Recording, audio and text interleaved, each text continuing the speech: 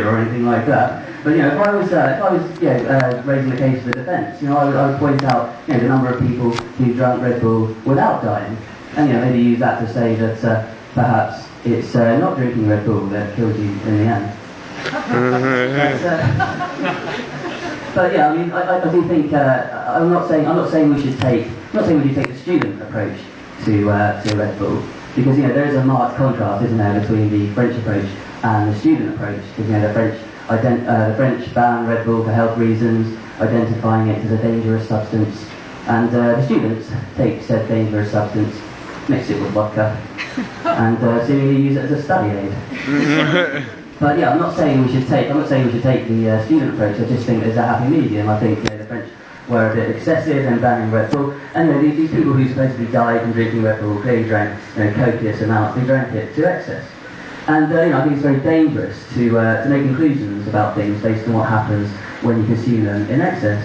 And when you start doing that, you start getting ridiculous results like that Morgan Spurlock documentary, Super Size Me. Now, I don't know if you remember Super Size Me, but in this documentary, basically, this guy called Morgan Spurlock went 30 days eating nothing but McDonald's 3 times a day, and by the end of the month, he was suffering from liver dysfunction, and he had also gained weight. Now, is that a useful conclusion? Is it a surprising conclusion? Was anybody watching that documentary having all their misconceptions cleared up? Was anyone watching that documentary going, wait a minute, you're saying that chicken nuggets and chips followed by a donut doesn't constitute a well-balanced diet? Not really the most groundbreaking conclusion in the world, is it? It didn't really tell us anything we didn't already know. And next week, Morgan Spurlock goes a year without washing, discovering surprising links to body odour. But he annoyed me, this guy, because he seemed to think he was making a big point. He seemed to think he was making a big point with this policy he had of only upgrading to supersize when they offered it to him. I only upgrade it to supersize when they offer it to me. And they did offer him supersize quite a few times, this is their policy, and so he ended up having the bigger meal quite a few times during the month. But it just felt, what point are you trying to make here, Morgan? Oh, it's terrible how they tricked you into going for the bigger meal. But this does conveniently gloss over the fact, doesn't it, that people are allowed to say no when they're offered more food. And this is how it works in restaurants, actually. I don't know if any of you have been in one, but this is how it works in restaurants, right? They offer you more food until you've had enough, and then you say no. Would you like anything else? No, thanks, I'll just have a bill. Anyway, this is how you avoid staying in a restaurant forever. So Nick Clegg was in the news, obviously he's in the news quite a bit, but he made his first big speech, didn't he, as Deputy PM last week.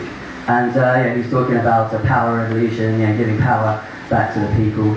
And Nick Clegg himself is experiencing his own power revolution, isn't he, insofar as he has some power. And he's all very new to this. He's very new to this. The last time he had this sort of power was when Deputy PM is a big job, isn't it? The last time he had this sort of power was when Miriam put him in charge of napkins on family tapas.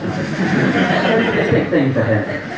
But no, seriously, if we do end up, if these government reforms work, if we do end up getting more power to the people, then I'm all for that, because I quite like having power. I quite like wielding power over other people. I quite like going on power trips, actually. Let me tell you my favourite way to go on a power trip. My favourite way to go on a power trip is to go on the tube, armed with a copy of the Times newspaper. Now let me just explain, I think that does need explaining.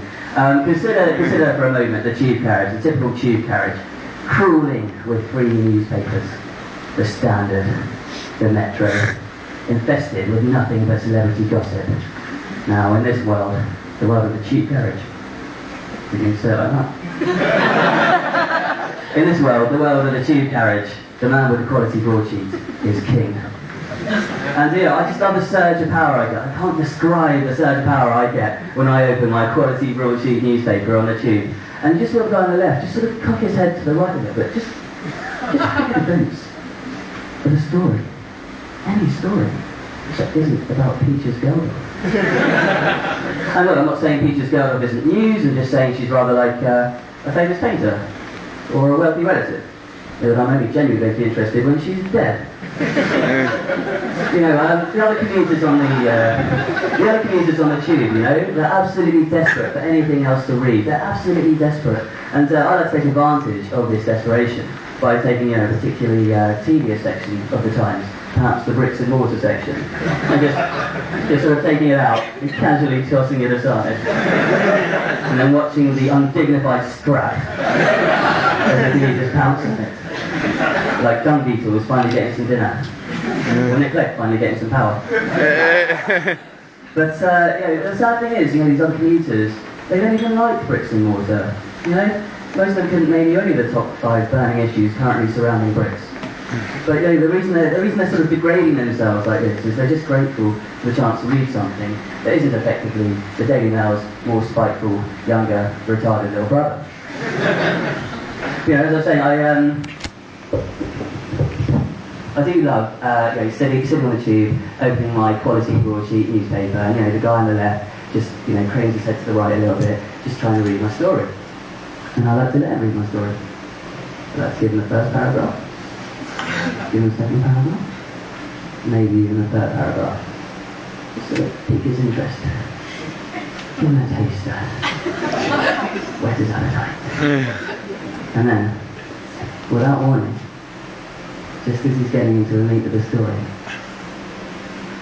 I've only got to turn the page. I've only got to turn the bloody page. And yeah, this is England, of course, this is England. You're not really allowed to show emotion on the tube, but you just have a look to your left, and you just see him twitch ever so slightly, just a little twitch. And that twitch signals triumph. When you see that triumph, you know that you successfully and comprehensively crushed his spirit. You'll be a lovely audience, but just before I go, I just want to talk very momentarily about drugs. We all know that drugs are dangerous, specifically when mixed with politics. And we've seen this in the last few months, because we all heard about the methadone, or meow scandal, as nobody called it. And you know, this was an issue that became sort of that was played out on the political battlefield, because you know, when those two guys died in methadone-related incidents, the politicians got involved. The Tories accused Labour of not reacting to the situation with enough speed. Well, you put that in particular, probably have made things a bit worse. But before that, drugs were a highly politicised issue, because we had Professor David Nutt in November, who was actually sacked. David Nutt was the advisor to the Labour government on drugs, and you know, he got sacked for saying that he thought cannabis wasn't nearly as dangerous as the Labour government wanted you to believe. And, you know, there was uproar when he was sacked, because you know, people were saying, "Well, what's the point of having a government advisor if he gets sacked for giving his honest opinion?" But I can see their point. But you know, I really come down on the side of the government on this one, because I think David Nutt was completely wrong. He was wrong to say what he did about cannabis. I think cannabis is absolutely really dangerous to you. And I know this for a fact, actually. And the reason I know this is that in a groundbreaking experiment, I replaced my 3 daily meals for a period of a month with hash. Now, I only upgraded to skunk when my dealer offered it. So I don't mind telling you that by the end of the month, I was a fucking wreck. Thanks very much.